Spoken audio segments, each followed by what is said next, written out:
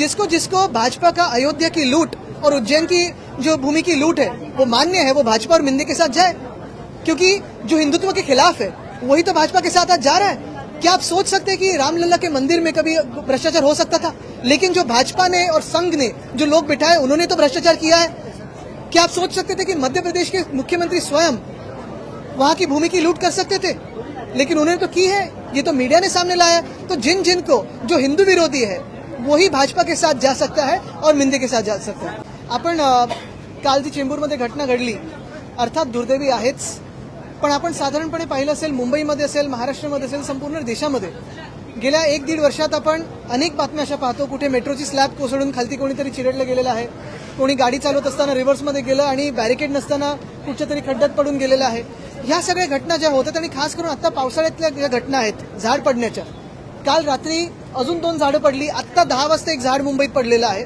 मूळ गोष्ट हीच आहे की रस्त्याची कामं जी झालेली आहेत आणि गेले 4 वर्ष आम्ही जे ओरडत आहोत सातत्याने की घोटाळेबाजांनी कामं केलेली आहेत, कॉन्ट्रॅक्टर बोगस आहेत किंवा मोठ्या नावाखालती भलत्याच लोकांनी कामं केलेली आहेत। जर झाडाच्या अवतीभोवती तुम्ही पूर्णपणे काँक्रिटीकरण केलं, झाडाला मोकळा श्वास घ्यायला जागाच दिली नाही, त्याची मुळं ही देखील काँक्रीटमध्ये आणली, तर दुर्दैवाने ह्या घटना ज्या काल परवाकडे घडलेल्या आहेत ह्या वाढत जातील।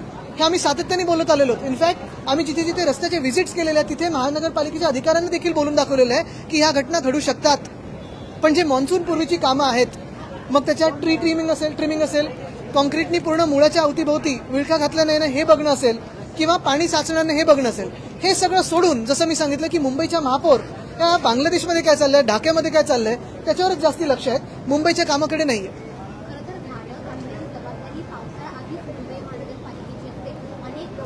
ट्री ट्रिमिंगचं असेल, नालेसफाईचं असेल, अनेक आमदार सातत्याने बोलत आहेत, आम्ही देखील बोलत आहोत। आणि नुसतं ट्री ट्रिमिंग नाही तर जे काँक्रिटीकरण झालेलं आहे, उठसूट सगळीकडे काँक्रिटीकरण झालेलं आहे, मुळांच्या अवतीभोवती जेव्हा काँक्रिटीकरण होतं तेव्हा ते झाड धोकादायक होतं। हा बेसिक कॉमन सेन्स आत्ताच्या शासनामध्ये नाहीये।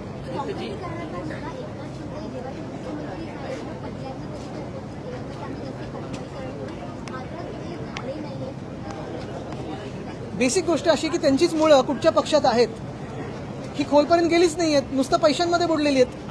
कॉन्ट्रॅक्टरांच्या पैशांमध्ये बुडलेली ह्यांची सगळी जी मुळं आहेत ती आता तुम्हाला दिसते की ती झाड त्यांचं नाजूक आहे, बाहेरून सपोर्ट घ्यायला लागतोय, बाहेरून त्यांना अजून बांबू लावून घ्यायला लागतं त्यांच्याच भाषेत। ज्या प्रकारे सध्या जी झाडं पडताना पाहायला मिळत आहेत अशाच प्रकारची आज सुद्धा पडताना पाहायला मिळाली होती, अनेकांना जीव गमवायला काय पावसाळ्यात जेव्हा सुरुवात होती त्यावेळेला अशा प्रकारचे मृत्यू होते, थांबणार कधी? कारण थांबणार जेव्हा कॉमन सेन्स या शासनामध्ये येईल। आपण पाहताय गेले 4 वर्ष आम्ही जे काँक्रिटीकरणचा घोटाळा त्याच्या विरोधात बोलत आहोत। आता पण जर पाहिलं तर सर्रासपणे सगळीकडे काँक्रिटीकरण चालू आहे, रस्त्याचं काँक्रिटीकरण एका बाजूला, पण जेव्हा तुम्ही फुटपाथ किंवा रस्त्याच्या अवतीभोवती जेव्हा झाडं असतात आणि त्या मुळांच्या तिथे तुम्ही जेव्हा काँक्रिटीकरण करता तेव्हा ती झाडं नाजूक होतात।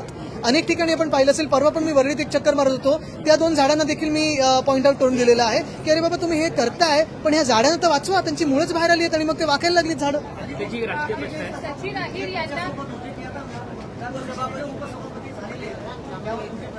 त्याच्यात प्रतिक्रिया काय? महत्वाची गोष्ट म्हणजे मिंदेंच्या पक्षामध्ये जे खूप इच्छुक होते, आता त्याच्यात कॅटेगरीज आहेत, ज्युनियर गद्दार कोण, सिनियर गद्दार कोण, सुपर सिनियर गद्दार कोण। आता मिंदेंच्या टोळीमध्ये जे कोणी पळून गेले होते ते आता विचारतात आम्हाला कधी काय मिळणार। पण परत एकदा मी तुम्हाला महत्वाच्या प्रश्नावर आणतो, हे सगळे जरी होत असेल तरी अनेक या राज्यामध्ये भाजपचे कार्यकर्ते आहेत, संघाचे कार्यकर्ते आहेत, त्यांनी पूर्ण जीवदान आपलं पूर्ण जीवन भाजपला अर्पित करून टाकलं होतं। घरदार सोडून प्रचार करणं असेल, त्यांच्यासाठी निवडणुकीत काम करणं असेल, ते लोक भाजपची एवढी सत्ता असताना ह्या पदांवर कधी बसणार? म्हणजे आता तर तिसऱ्या पक्षातून आली। असं म्हटलं जातं की वरळीमध्ये आता थेट लढत होईल कारण सचिन यांचा शिवसेनेमध्ये प्रवेश। अरे यावरती मत काय? कारण माझं मत बिलकुल नाही, आमचं काम आहे आणि काम बोलतं, आमचं सगळी जी कामं आहे ती वरळीकरांना माहिती आहे, विचार।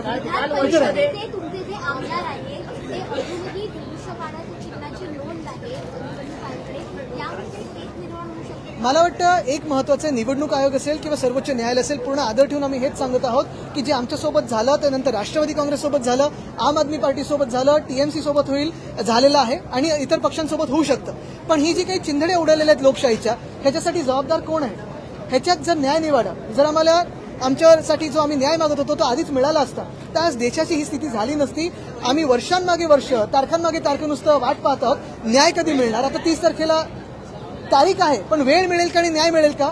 राज ठाकरेंनी देखील फोडाफोडी एक मिनिट, एक. राज ठाकरेंनी देखील फोडाफोडीवरून भाजपवरती टीका केलेली आहे.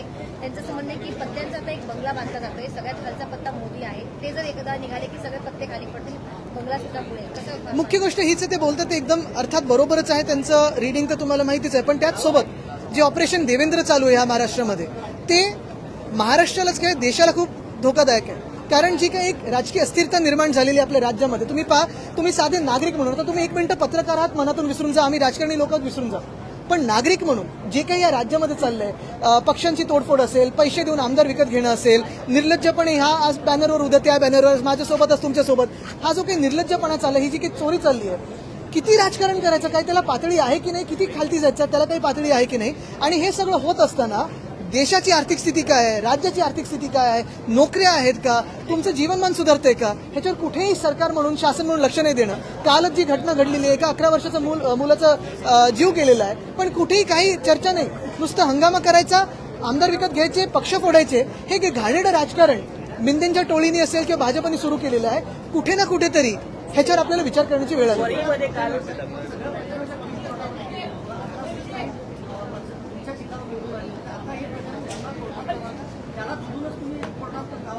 आता 30 तारखेची वेळ तर बघा, आता थोडी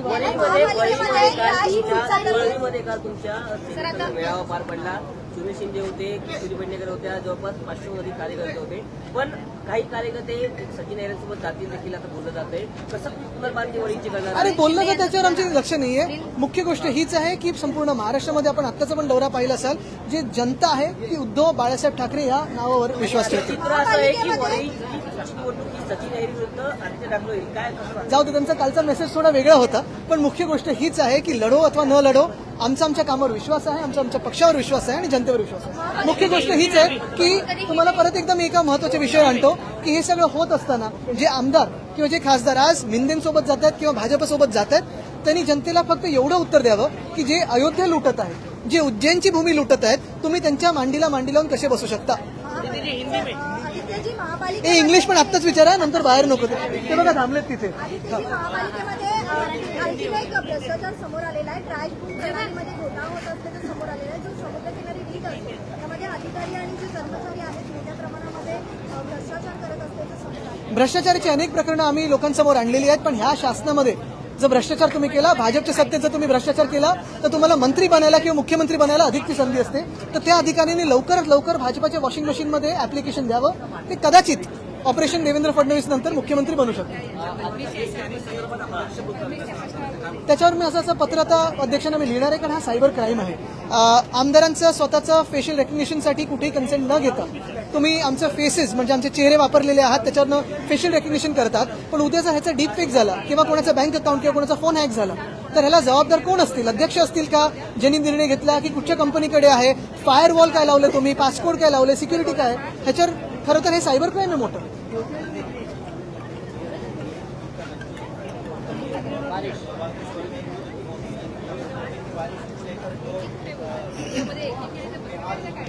ऐसे नहीं कि मुंबई में पहली बार बरसात हो रही है, लेकिन पहली बार एक ऐसा शासन बीएमसी में बैठा हुआ है पिछले बहुत सालों के बाद, जिसको मुंबई की चिंता नहीं है, लेकिन ढाका में क्या हो रहा है, बांग्लादेश में क्या हो रहा है, उस पर ही ज्यादा नजर हमारी महापौर साहिबा की है. और यही बात दुर्भाग्यपूर्ण है कि वो हम जो पहले से बताते आए थे, हमारे जो एक्सपीरियंस है उनसे बताते आ रहे थे, कोई ना कोई तो सीख ले.